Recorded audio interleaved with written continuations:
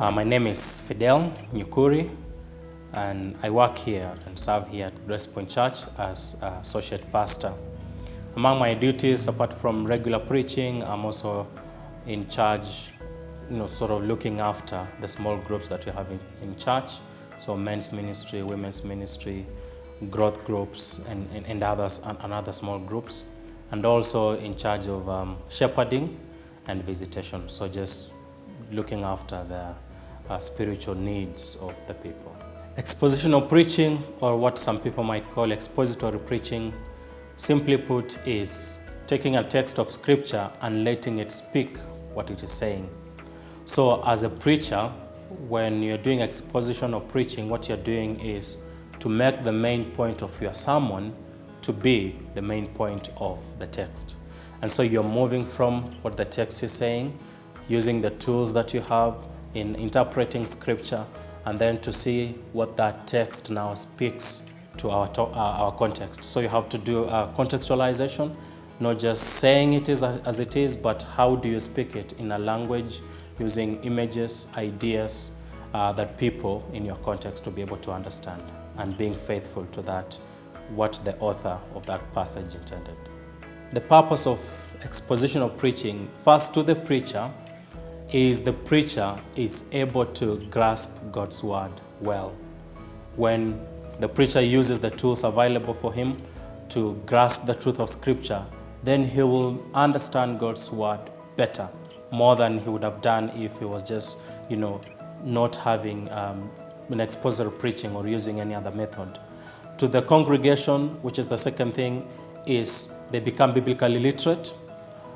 Because what is happening is, as a preacher, if you're doing a series through a particular book of the Bible, it means you'll have to go through even those hard texts, those things that naturally you would want to gloss over them, or you would want to avoid them altogether. But because you're doing expositional preaching, you'll have to deal with those hard texts of scripture.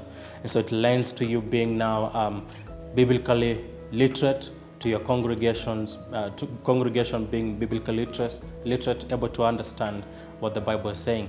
And also, you're able to get the whole counsel of God, the whole of Scripture, from Genesis to Revelation.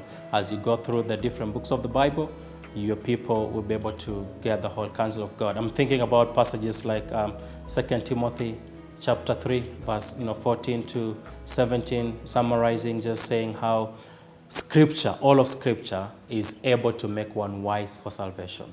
And this Scripture we've been given, it is breathed out by God and is profitable for teaching, for rebuking, for correcting, and for training in righteousness. And we all need that. I think that's very essential when it comes to doing expositional preaching.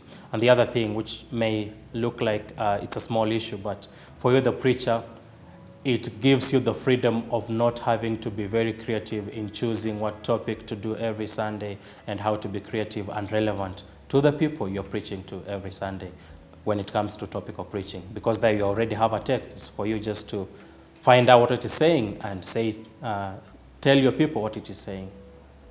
Yeah, as you said, we do topical sermons still, but even when we are doing them, they'll in the end be exposition of a particular passage. So the reason we do expositional preaching is, as I said before, we want to equip our people. They get the whole counsel of God. But I'll give you a scenario, some kind of study, some kind of research, not big, just a small exercise I did a few years ago. So looking at the various churches we have in Nairobi for a period of 1 year, going around or watching their sermons wherever they were doing that, and hearing from people going to those different churches, what they share on Facebook, on YouTube. Doing that, the kind of topics I was able to get: finances, relationships, marriage, overcoming whatever demons or whatever spiritual battles that were there, deliverance and curses. And you could pin down to about 24 topics that were rotating around in these different churches for the whole year. And you see, when you're doing that, I think it's a very huge disservice to God's people, because you could almost walk in one church, when the speaker stands and starts speaking, you know how that sermon will end. And so what is lacking is the in-depth study of God's word and bringing God's word to God's people so that they get the deeper, not deeper to say something mysterious, but what is really in there contained in the scripture. And so expositional preaching helps us to do that. We want our people to be deeply rooted in God's word. We want the word of God to affect our people so that how they are living is coming, it is informed by the word of God. Expositional preaching does that.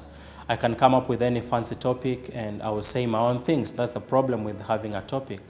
And think of it this way, assuming you are a child and every day what you are being fed on breakfast is nduma and porridge. You have no lunch. Come dinner, it's, githeri and porridge. And that is what you're eating. And that's what you're eating. And that's what happens when we keep on repeating the same topics, regurgitating on the same things. In the end, there will be malnutrition for God's people. But if you are in the scripture, it is a good diet. It is the diet that we need for God's people.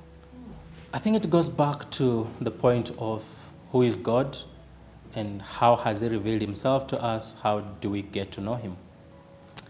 God has given us his word. And for us to know him, then we need to go to his word.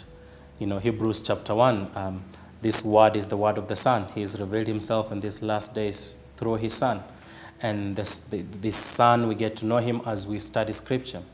And so we have to go to Scripture, which we are able to read and to see the revelation of who God is, a better understanding of who we are, and understanding the salvation history. How has God worked to redeem man? How has God worked in history to reconcile us to himself? And so I think it's in Scripture that is the best place we can go to. I would say that is the only place we need to go to. And we see God fully revealing himself. I think a God that is outside of Scripture, that is not really a true God. That is something we'll be forming of ourselves. But God has given us a way to know him. And we get to know this way when we study his word. And that's why what we keep saying to our people here, we want them to know God in the way that he has revealed himself. Just interestingly, doing a series through John's Gospel in our Swahili service, and one thing that is very strong there, that is very key there, that there is no way we can know God the Father except by knowing his Son, the Lord Jesus Christ. And that is what Scripture reveals. And knowing the Son, believing in the Son, it means us abiding in him. And we abide in him when we abide in his word, when we obey that which is commanded us, when we are seeking to do that which the Father has called us to do. And those things, we cannot get them outside of Scripture. It is revealed in Scripture. And so ours is to seek to know that. And that's the best way for us to know God. Definitely there's good counsel. There's good counsel out there. And God being a gracious, merciful, a good God, he has not left us without any traces of his grace written in what he's created. So the common grace of God is same. We see the wisdom and the beauty of God in the creation. Think about art, music, even in science, and the way you start understanding something. Once you get to intricacies of something, then you see how behind it there is a beauty that is lying there. And that's what God has done. And think about the Psalms, how he says the creation reveals the glory of God. And so there's a general kind of revelation that we see. We can see it in things. But it is not just that general revelation that is enough to lead us to God. God has specifically given that special revelation in his word. And specifically, it's his Son, Jesus Christ, the incarnate Son of God, who came and is through whom that we're able to know God. So those things, yes, they can give us glimpses. But why only get a glimpse when you have something that is full, something that is the real one? And so that's why we say it is Scripture that will give us that full revelation of who God is. In and of themselves, they cannot stand to tell us and reveal to us fully who God is. Yes, there is a testimony. They can kind of bear witness to that. Our eyes, if they are closed to not see the truth of God, in a way, there's a way in which all these things are crying to us and judging and saying, oh yeah, there's something about this God, do you know him? But ultimately, then what has been revealed in Scripture, which is the final authority, is what we need to hold on to get to know this God. First, I think there will be a question on what we mean by special revelation. When you're thinking about the Holy Spirit, how does the Holy Spirit work? When you're talking about being called, that coldness, what exactly does it mean? I would say, one, knowledge puffs up. That is very clear. Paul would warn us against that in 1 Corinthians. When we get knowledge, it puffs up. So the issue is, what are we doing with the knowledge that we get? How is it affecting our lives? How is it making us to be more like Jesus Christ? Number two, when you're talking about coldness, what exactly do we mean? Do we mean a situation or a church where they're not really happy, clapping and jumping and shouting and falling down and speaking in tongues and doing, manner of things? That kind of excitement is so such that if the church is not doing that, then it's cold. Is that the kind of thing we are talking about? Or when we are talking about being cold, we are talking about not being loving, talking about what we call here one anothering. So the commands we have in Scripture about do this to one another, do this to one another. What exactly do we mean by being cold? I think if you're talking about being the happy, the clapping, the jumping and all that, and you're saying if a church doesn't have that, it's cold, then we don't understand that. But if we are saying, we're talking about the other idea of not being loving, not being compassionate, not being generous, not being in a community and thinking, oh yeah, I see I did this is wrong and I need to repent, that kind of thing. I think I would go with the second one. And if we are truly doing expository preaching, what will be happening is the truth of God's word will be affecting our affections, that which we truly treasure, and it will make then change the way we relate not only to God, but also to one another. So expositional preaching in and of itself, I don't think it's cold. Yes, we get that knowledge, and it should help us. And this is where now we as preachers and even the members need to train ourselves to see what are we doing with that knowledge? How is it shaping us? And how is that being seen in the way we are living with one another? And that's something we keep challenging one another here at Grace Point Church, so that we are not just a church that is, we get all these things and off we go. But the Monday, the Tuesday, up to the Saturday, how is the truth of what you've learned affecting what we do and how we live our lives? So I don't think that's the issue. In terms of special revelation, as I said, God has already given us special revelation, which is Scripture. The Son, looking to the Son, His Son, Jesus Christ.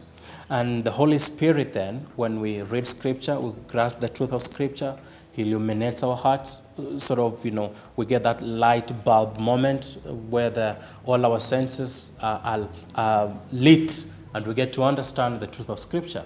And the Holy Spirit is working in that sense. If a preacher, you've been applying all the tools needed for interpretation, and you've been in prayer, trusting God, depending on the Holy Spirit to reveal to you the truth of Scripture, then that will affect you.